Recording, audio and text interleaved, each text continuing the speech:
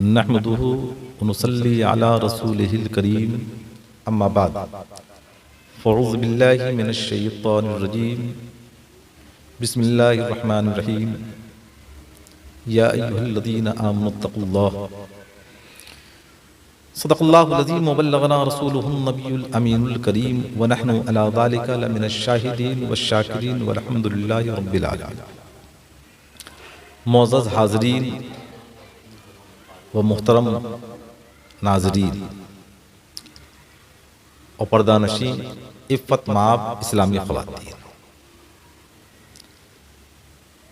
آپ نے دنیا کے اندر بہت ساری ایسی عورتوں کا نام سنا ہوگا جن کی عظمت، جن کی بلندی، جن کے مقام کا کیا کہنا۔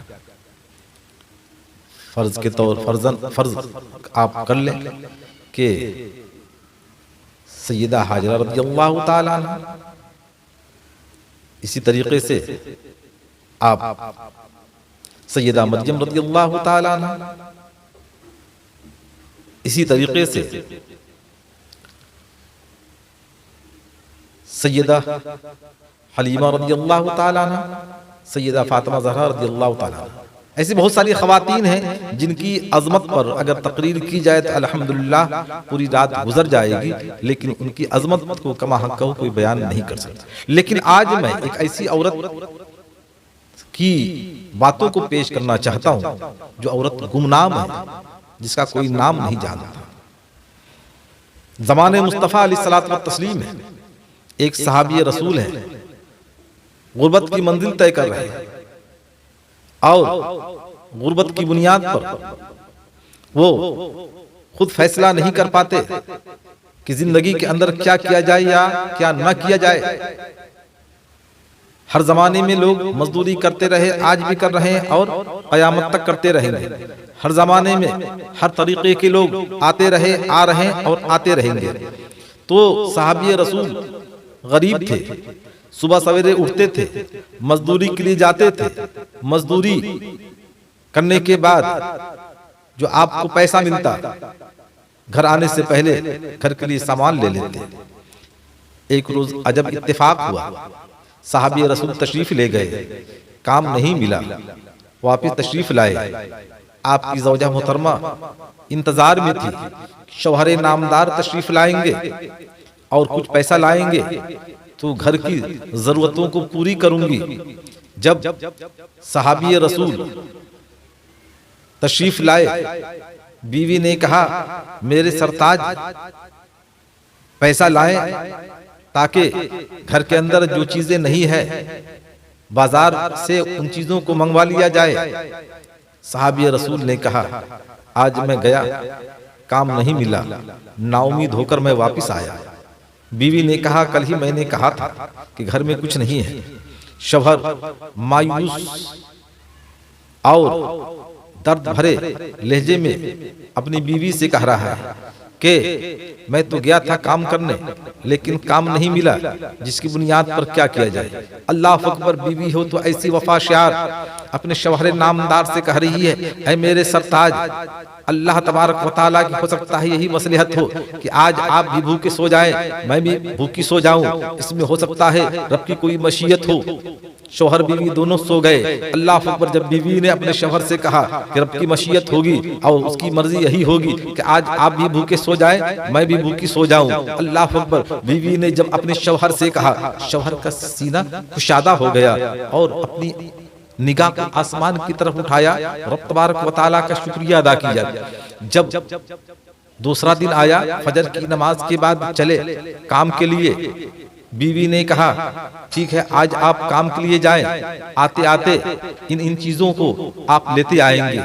شوہر گیا، جانے کے بعد کام نہیں ملا، شام میں آئے تو مایوس ہیں چہرے سے سمجھ میں آ رہا ہے کہ شوہر نامدار پریشانی کے عالم میں ہے، اضطرابی کی کیفیت طاری ہے اور ان کی منہ سے الفاظ نہیں نکل رہے ہیں۔ بیوی نے کہا لگتا ہے آج بھی آپ کو کام نہیں ملا۔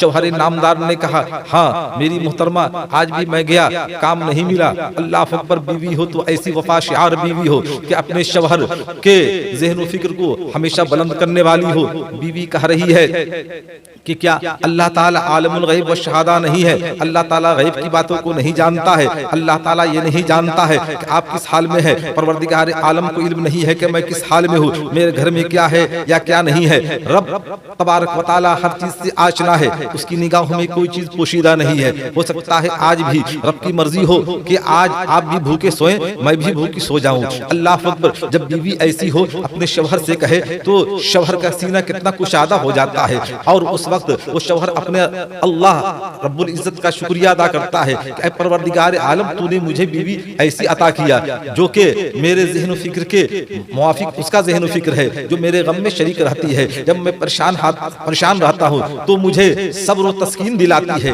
اللہ اکبر، اس لمحے میں بیوی نے کہا ہو سکتا ہے آج رب کی یہی مرضی ہو، اللہ اکبر، لہٰذا آج آپ بھی صبر کر لے، میں بھی صبر کر لیتی ہوں، آپ بھی بھوکے سو جائے، میں بھی بھوکی سو جاتی ہوں۔ اللہ اکبر، جب تیسرا دن تھا، صبح کی سفیدی نمودار ہوئی، سورج شباب کے عالم میں آیا، شوہر نامدار جا رہا ہے کام کرنے کے لیے، اور عورتوں کا یہ طریقہ رہا ہے شروع سے کہ اپنے شوہر کو رخصت کرنے کے لیے دروازہ تک جاتی تھی، وہ بیوی بھی گئی دروازہ تک، پردے کے اندر سے اپنے شوہر کو رخصت کر رہی ہے۔ کچھ دور جب شوہر چلے گئے تو آواز دیا کہ ایک بات کہنی تھی، میں کہہ نہیں سکی، آپ تشریف لائیں۔ جب شوہر آیا تو انہوں نے کہا کہ میں جانتا ہوں آپ مجھ سے کتنی محبت کرتے ہیں، کتنی الفت کرتے ہیں، میری محبت آپ کی نگاہوں میں رسچی اور بسی رہتی ہے، لیکن میں خدا کے واسطے آپ کے سامنے ایک عریضہ پیش کر رہی ہوں کہ آپ اگر آج جائیں، آج بھی کام نہ ملے تو آپ میری محبت میں ایسا نہ ہو کہ لقمہ حرام لے آئیں۔ اللہ اکبر، جب شوہر نے یہ سنا تو اپنے بیوی کو سینے سے لگا لیا اور پروردگار عالم کی طرف اپنی نگاہ کو اٹھا کر کہا اے رب کائنات، تیرا اتنا کرم ہے کہ تو نے مجھے ایسی بیوی عطا کیا۔ اسلام کے مقدس شہزادوں، پیارے مصطفیٰ کے پیارے دیوانوں، عرض کرنے کا مطلب مطمع نظر مقصود اصلی یہ ہے کہ آج بھی ایسے حالات ہو جائیں جو ان عورتوں کی کہانیاں ہیں، جو ان عورتوں کی صفات ہے، جو ان عورتوں کے شعار ہیں، اگر اس شعار کے اعتبار سے ہماری عورتیں بھی عمل پیرا ہو جائیں تو شوہر کا سینہ کشادہ ہو جائے گا، کیونکہ وہ عورت اگر شوہر کو صبر دلاتی ہے، تسکین دلاتی ہے، ہر پریشانی پر اس کا تسکین کا ذریعہ خود کو بناتی ہے، تو یقیناً پروردگار عالم کا فضل ہوتا ہے۔ اسلام کے مقدس شہزادوں، پیارے مصطفیٰ کے پیارے دیوانوں، ہمیں عرض یہ کرنا ہے کہ آج بھی گر ہو براہیم سے ایمان پیدا آ کر سکتی ہے انداز گلستہ پیدا، تو آج ہمیں ان عورتوں کی تاریخ کو نگاہوں میں رکھ کر کے ہماری عورتوں کو چلنا ہوگا، تاکہ ہو سکتا ہے کہ کبھی حالات پیچیدہ ہو، جب حالات کشیدہ ہو، جب اضطرابی کی کیفیت آئے تو اس وقت یہ بیویاں جو ہوں